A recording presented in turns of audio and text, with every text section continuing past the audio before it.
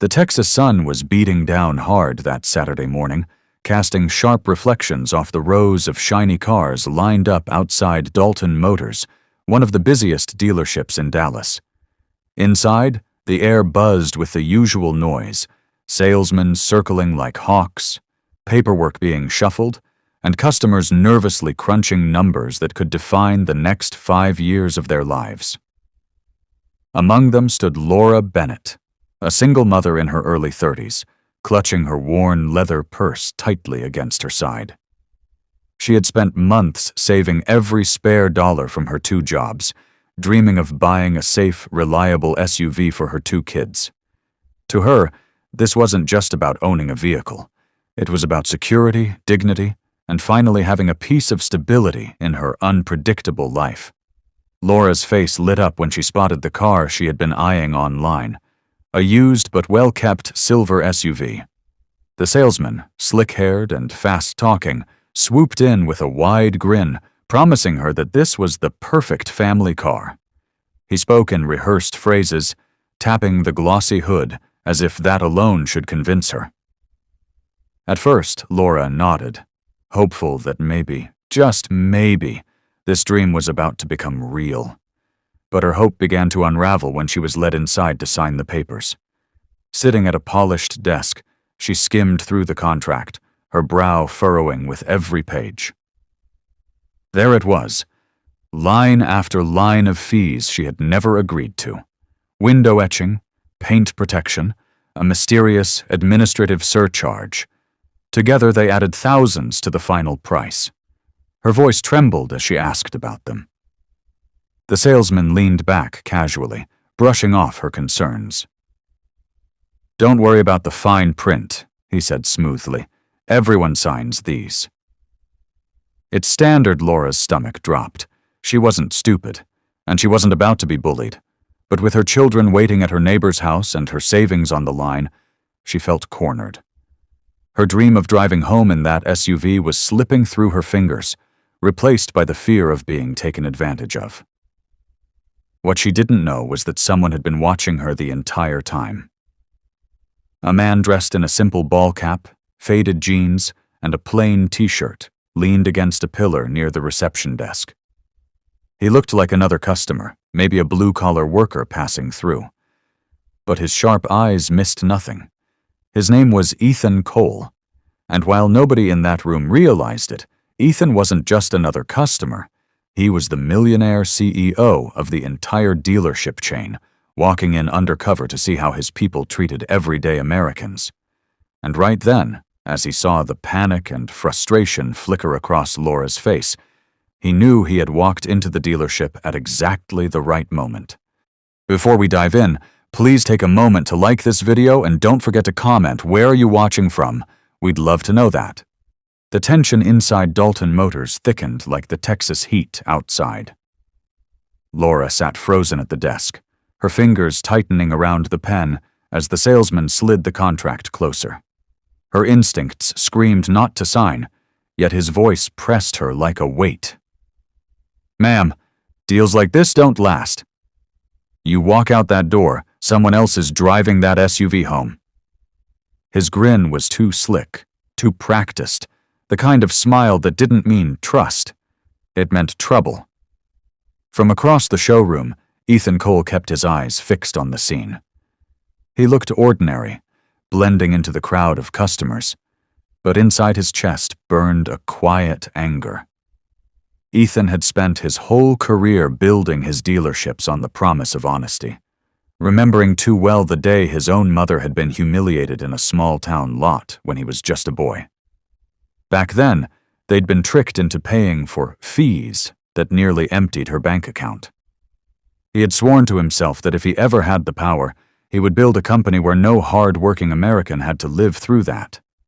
Now, watching this slick salesman corner Laura, he wondered if his promise had been broken without him knowing it. He shifted slightly, pretending to examine a nearby pickup truck, but his ears stayed tuned to every word. That's when he caught something worse. 2 other salesmen leaned against the counter nearby, laughing under their breath. One bragged about how he had squeezed $3,000 in extras from an older couple just that morning. The other chimed in, boasting that he had added paint protection and seat insurance to nearly every contract that week. They high-fived each other, not realizing Ethan was listening. Ethan's jaw tightened. This wasn't just one crooked employee, it was a culture, a system of dishonesty festering inside his dealership. He could feel the blood rush to his temples, but he forced himself to stay calm. Storming in too soon wouldn't expose the rot. He needed to see how deep it went. Laura's voice cracked as she finally pushed the contract back. I don't understand half of this. You said this SUV was $25,000. This paper says $33,000. I can't afford that. The salesman's tone hardened. Then maybe you should have thought about that before wasting my time. That was the moment Ethan decided he couldn't stand by much longer. He wasn't just a CEO in disguise. He was a man who knew what it meant to be cheated, and he wasn't going to let history repeat itself right in front of his eyes. As the manager's heavy footsteps approached, summoned by the salesman's complaint, Ethan straightened his shoulders and stepped closer, ready to insert himself into the mess. Because if there was one thing Ethan knew, it was that true leadership doesn't sit in corner offices. It shows up where people are hurting most. And right now, a mother was being pushed to the breaking point, and Ethan Cole was not about to let that happen. The sharp sound of polished shoes striking the showroom floor cut through the noise of chatter and ringing phones. Heads turned as Rick Dalton, the dealership's manager, strode in like a man who owned the place. His suit was too shiny, his smile too cold, and the way the staff straightened when he entered told Ethan everything he needed to know about the culture that had taken root here. Rick wasn't just tolerating dishonesty, he was fueling it. Laura sat stiff in her chair, her eyes wide as Rick loomed over her. Is there a problem here? He asked, his tone dripping with authority. The salesman jumped in quickly, pointing a finger at her. Yeah, she's refusing to sign the paperwork. Wasting my time, Boss Rick leaned down, his shadow swallowing the desk. Ma'am, if you walk away now, you'll lose your deposit. That's company policy, Laura's face flushed. But I never agreed to these charges, she said, her voice trembling but determined. Rick chuckled, a humorless sound. This is how business works. You want the car, you sign. You don't, then good luck finding a better deal anywhere else in Dallas. That was the moment Ethan Cole stepped forward, his voice cutting across the tension.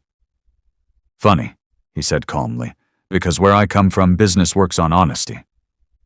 And what I see here looks a lot like robbery wrapped in fine print. The room fell silent. Salesmen froze. Customers nearby leaned in closer, sensing a storm brewing. Rick straightened, his eyes narrowing at Ethan. And who the hell are you? He demanded, his voice loud enough to echo off the glass walls. Ethan didn't flinch.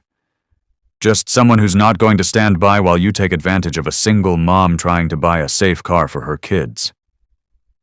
A murmur rippled through the room.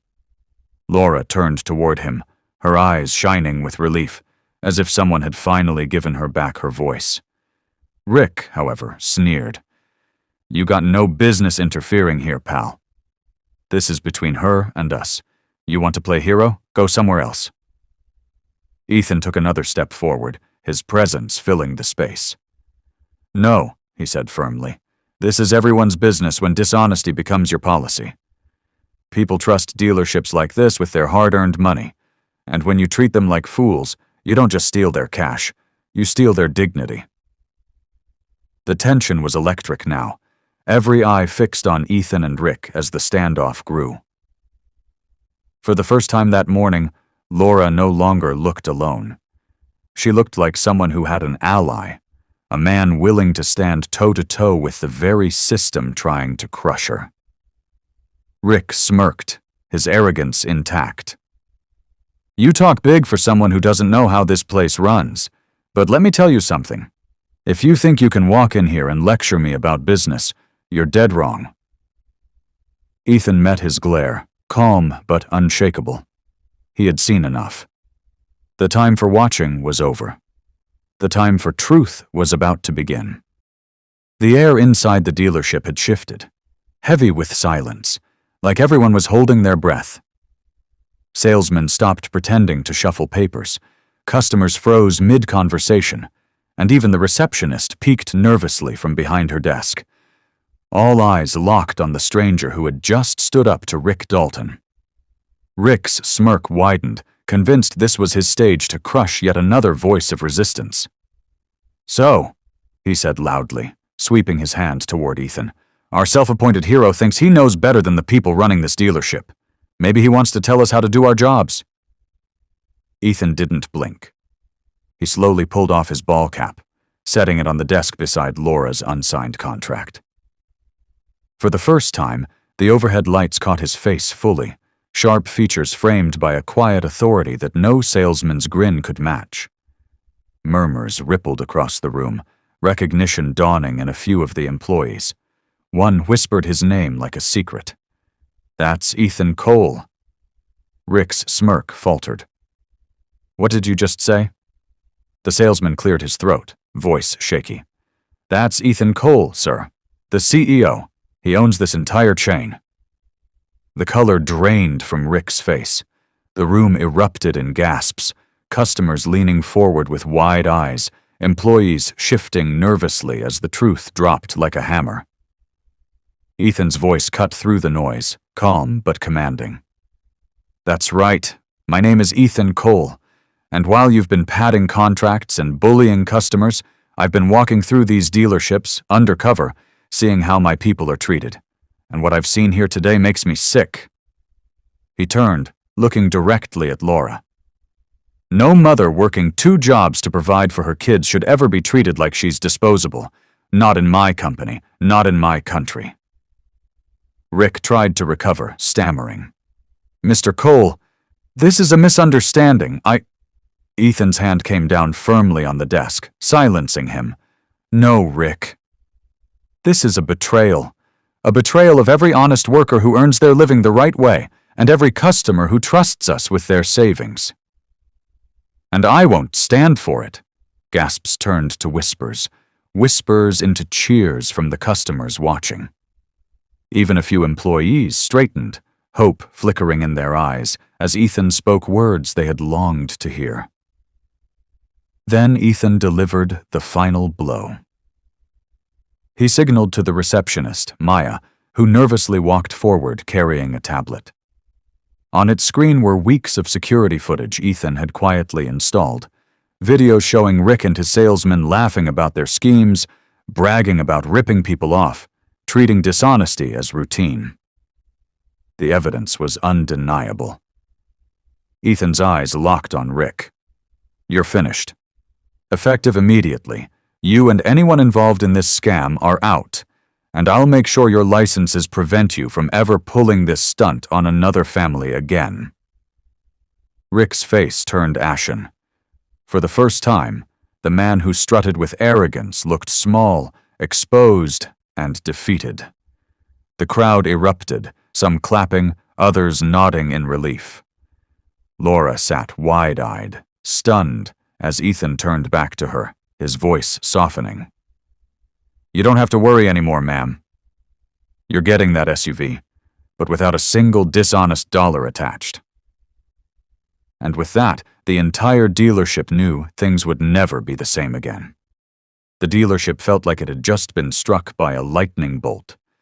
The crooked salesman stood frozen, pale and defeated, while Ethan Cole, the man everyone now realized was not just some stranger, but the millionaire CEO who owned the entire chain, held the room in silence. Customers whispered in shock, employees glanced at each other nervously, and Laura sat there, still clutching her purse like she was bracing for another blow. But instead, something unexpected happened. Ethan turned to Laura with a gentleness that completely contrasted the commanding authority he had just shown. "Ma'am," he said, lowering his voice so it felt like he was speaking only to her, even though the entire dealership listened. I built this company with the idea that families should feel safe and respected here. Today, you've been treated with anything but. And for that, I owe you more than an apology." Laura's eyes filled with tears. I just wanted something safe for my kids," she whispered. Ethan gave her a nod, then walked to the center of the showroom where the SUV sat gleaming under the lights. He reached into his jacket, pulled out a pen, and signed the paperwork himself. "This car," he said firmly, holding the documents high, "is yours. Paid in full. No tricks, no extra fees. Just my way of saying thank you for reminding me why I started this business in the first place." Gasps filled the room. A customer clapped, then another. Soon, the entire place erupted into applause, not just for the gift, but for the way Ethan had taken back control of his company's honor. Employees who had been too afraid to speak before now stood taller, as if they'd just been freed from a weight they had carried for far too long. But Ethan wasn't done. He turned his gaze back to the staff, his voice steady but unshakable. "From today forward, this dealership, and every other one with my name on it, will not be a place for greed or deceit. If you work here, you'll treat every customer like they're your own family. If you can't do that, then you don't belong here." His words weren't just a warning, they were a promise. Laura pressed a hand over her mouth, overcome with emotion, while her children clung to her side, wide-eyed with excitement as they realized the SUV was theirs. Ethan crouched down to meet the kids' eyes and whispered with a smile, "Your mom's stronger than she knows." And today, she proved it. As the applause finally died down, Ethan slipped his pen back into his jacket and stood tall, scanning the room. "This company will rise or fall on integrity, and today I'm making sure it rises again." And with those words, the millionaire CEO didn't just save a customer from being cheated, he saved the soul of his company.